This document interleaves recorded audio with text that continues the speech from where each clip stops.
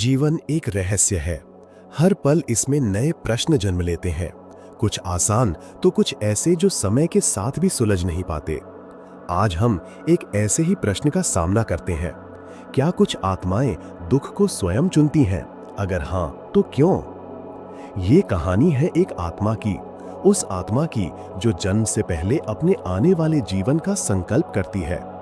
वो आत्मा अकेले नहीं होती, उसके साथ होती है उसकी संवेदना, उसका ज्ञान, उसका अंतिम लक्ष्य मुक्ति। पुनर्जन्म के इस चक्र में जब आत्मा अपने नए जीवन का चुनाव करती है, तब उसके सामने दो रास्ते होते हैं। एक रास्ता सुख का, जहां जीवन में सुविधाएं होंगी, प्रेम होगा, हर इच्छा पूरी होगी। दूसरा रास्ता दुख का, जहां हार होगी, धोखा होगा, कष्ट होगा और अकेलापन होगा। लेकिन इसी रास्ते पर सीख छुपी होती है। इसी रास्ते पर आत्मा अपने कर्मों का समाधान कर सकता है। इसी रास्ते पर वो अपने साथ के लोगों की मदद भी कर सकता है। ये कहानी है नंदिता की, एक ऐसी आत्मा जो जन्म से ही संवेदनशील थी। बचपन में ही उसने अपने पिता को खो दिया। माँ ने मुश्किल से उसकी परवरिश की। समय के साथ नंदिता ने पढ़ाई की, सफलता पाई, एक अच्छे घर में शादी भी हुई। लेकिन जीवन उस पर बार बार परीक्षा लेता रहा। पहले उसका एक बेटा किसी रोग से चला गया। कुछ सालों बाद उसके पति का भी निधन हो गया। हर नुकसान ने उसका एक टुकड़ा छीन लिया। लेकिन उसने हर बार खुद को जोड़ना सीखा। हर बार उसने एक नई रोशनी तलाशी। उसने दुख से संवेदना पाई और संवेदना से सेवा का मार्ग चुना। एक दिन नंदिता किसी प्रवचन में गई थी। वहां एक संत ने कहा, जो आत्मा ज्यादा संवेदनशील होती है वो कठिन अनुभव चुनती है। नफरत को प्यार में बदलने का काम वही आत्मा करती है जिसे दर्द की गहराई पता होती है।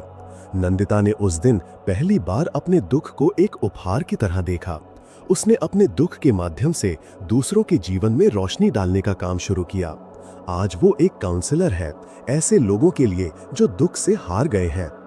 आत्मा के इस चुनाव का एक और पहलू है कर्म। हिंदू धर्म के अनुसार हर जन्म पिछले कर्मों का फल होता है।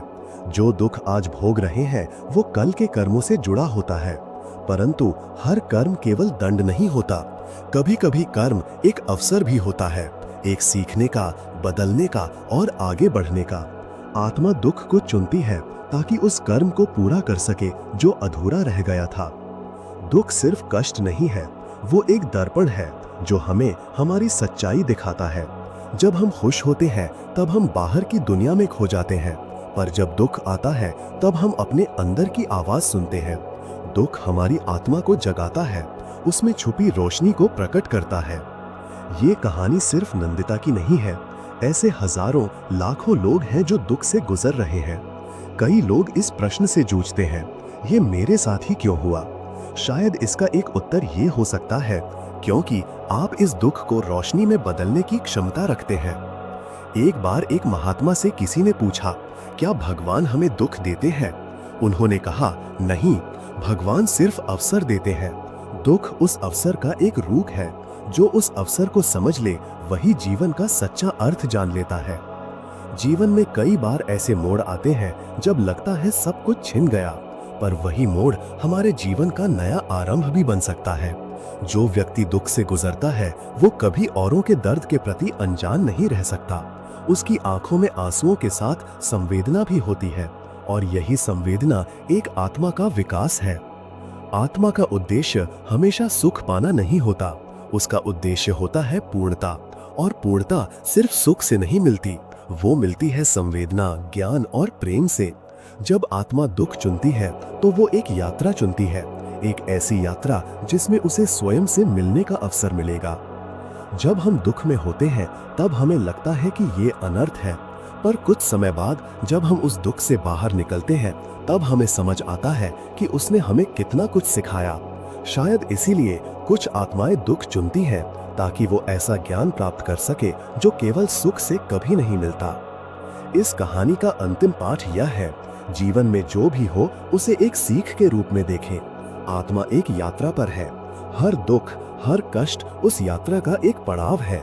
हर आंसू एक कदम है उस रोशनी की ओर जहां से आत्मा आई थी और जहां उसे वापस लौटना है। तो अगर आप भी किसी दुख से गुजर रहे हैं तो इस कहानी को याद रखना। शायद आपकी आत्मा ने इस दुख को इसलिए चुना है क्योंकि आप उससे कुछ बहुत ही महत्वपूर्ण सीख पाने वाले हैं। आप अंधेरे में भी रोशनी देख सकते हैं, बस अपने मन की आंखों को खोलना होगा। हर दुख एक आध्यात्मिक रूप में एक उपहार है। उसे समझो, उसे अपनाओ और उसे प्रगति का साधन बनाओ। क्या पता आपकी आत्मा ने इसी दुख के जरिए अपने ज्ञान और प्रेम को प्रकट करने का संकल्प